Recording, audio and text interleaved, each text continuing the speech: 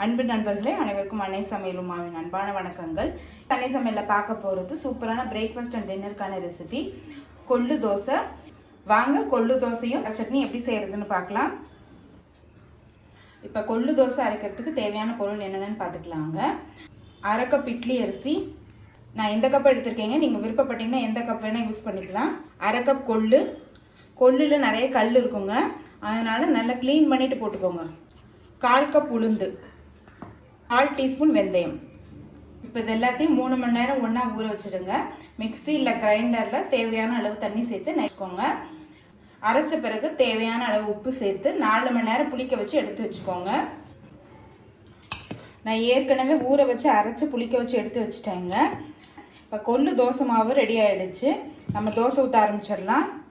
தோசைக்கல் சூடாகிடுச்சுங்க, நம்ம தோசை ஊற்றிடலாம்.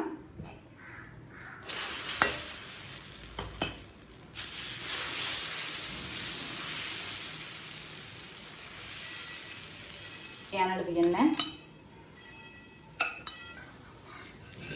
தோசை ஒரு சைடு வெந்துருச்சுங்க, திருப்பி போட்டுக்கலாம். நான் கொஞ்சம் மெல்லிசாக சுட்டுருக்கேங்க, நீங்கள் விருப்பப்பட்டீங்கன்னா கொஞ்சம் தடிமனாக கூட ஊற்றிக்கலாம். கொள்ளு தோசை ரெடி ஆகிடுச்சுங்க, நம்ம சர்வ் பண்ணிடலாம்.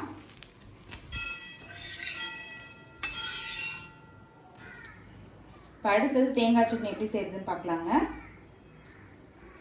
5 பல் பூண்டு, 7 காஞ்ச மிளகாய், இதெல்லாத்தையும் ஸ்லோலே வச்சு கலர் மாறாத மாதிரி வறுத்துக்கலாங்க.